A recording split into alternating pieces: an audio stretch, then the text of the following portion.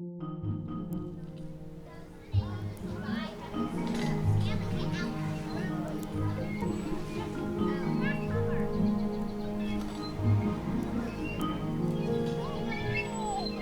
have a lot of identities that folks are taking on. Our family composites don't necessarily look like mine when I was growing up. We have two moms, two dads, we have grandparents, we have myself as, a great aunt raising my niece.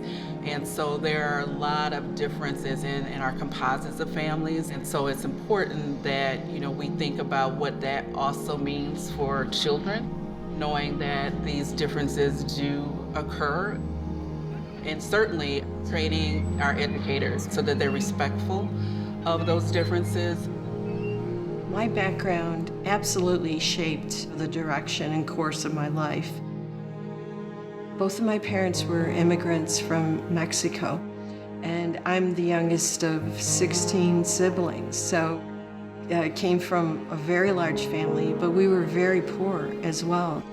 To have that experience, being first generation, born and raised in the city of Detroit, and knowing that, when we talk about dominant cultures, whatever that may be, in Detroit at the time, in the 1960s, where we lived, was predominantly African American. So my first experiences in school, I went to Head Start before kindergarten, and my first three teachers were African American women, and they were the most gorgeous beings I'd ever seen. And I was the only non-African American person in my classrooms when I was little.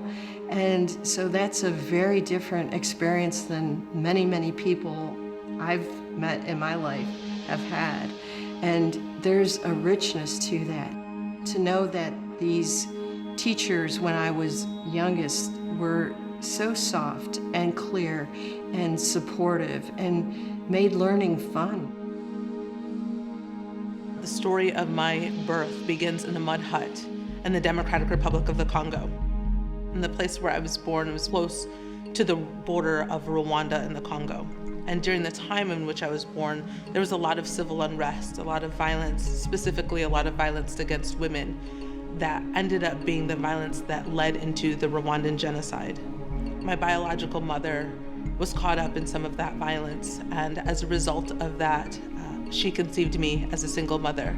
She was very young and had several diseases and was very close to death, as many of her family members had died from disease and malnutrition.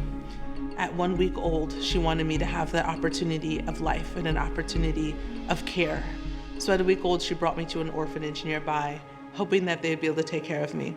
But coincidentally, 2 hours after I arrived to the orphanage, an American family from Grand Rapids, Michigan, happened to be visiting the orphanage. They were a married couple with 4 kids. They weren't planning to adopt. But by happen chance and by divine intervention, the mother of the family saw me. And when she saw me, she heard a voice say, "This is your daughter."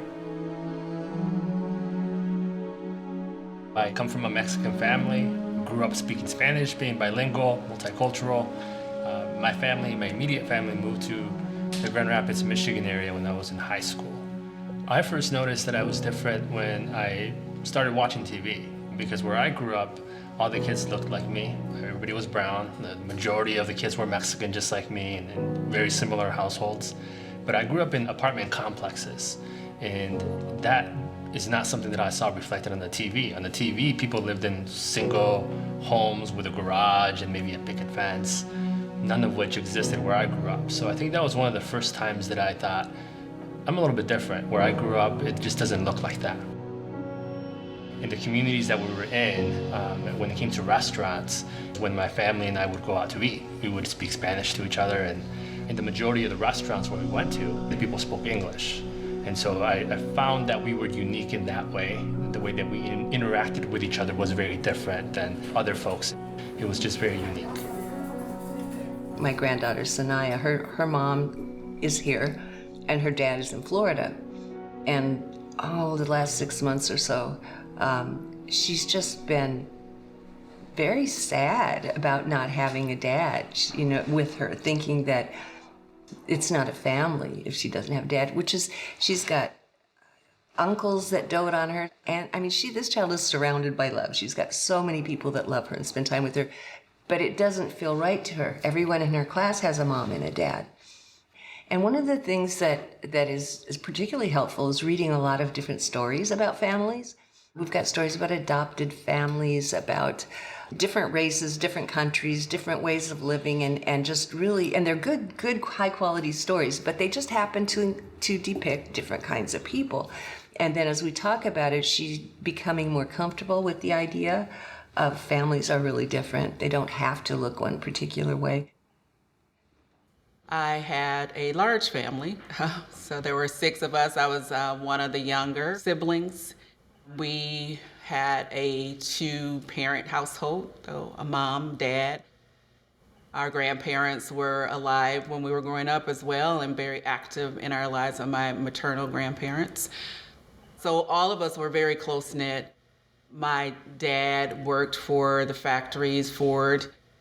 My mom didn't have to work, but she did some work. She was a parapro.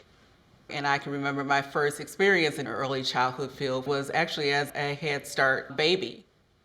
You know, I look back and I was like, oh, I'm here working in this field where, you know, I had a beginning, which is kind of marvelous to me. There was a 5-year gap between myself and my younger sister. So those older siblings were also like, you know, parents to us in a sense. But that was my nucleus, and that's how we grew up. Another thing that I think is really important is not just to tell children that, oh, it's okay to be different. Everybody has the same rights. Everybody's good. You can say those things, but they're learning a lot from your behavior. So they notice how you interact with people. If you're different, or if you're less than pleasant, or if you clutch your purse, or, you know, just some kinds of those microaggressions really add up, and children pick up on those. So you're sending mixed messages for one thing, and kind of planting the seeds of bias, even though you don't even realize you're doing it. Now you're beginning to normalize difference around race and or culture, because as long as we're afraid to have those really tough conversations, we'll never get beyond them. And so as we're preparing teachers, I think there is a point where you have to have those conversations for them to be able to understand how they then need to interact with children so that they are not growing up with these continued biases. So often in society, we like to project our expectations of others onto people. And I experienced that as well as a child, where I had teachers who expected me to have a Black family because I am Black. They didn't see in me that I'm African. They didn't see in me that I'm adopted, and they certainly didn't see in me that my family is white. And so it's so important to just meet people, especially our children, to meet them where they're at, just to be there, to be present, to show up for them for who they are as an individual, not for who we want them to be. We're so quick to minimize identities when we feel uncomfortable, instead of acknowledge those identities and uplift others to empower them to feel comfortable. Focusing on their strengths and what makes them great, what makes them unique, what their superpowers are. It takes work, and it's going to take intentionality. It isn't just going to happen on its own. What we must do is have courage and bravery to step up, and everyone and anyone can do it. If you think about it, parents can do it with their children. They can step up and be brave and lead their own families in a different way.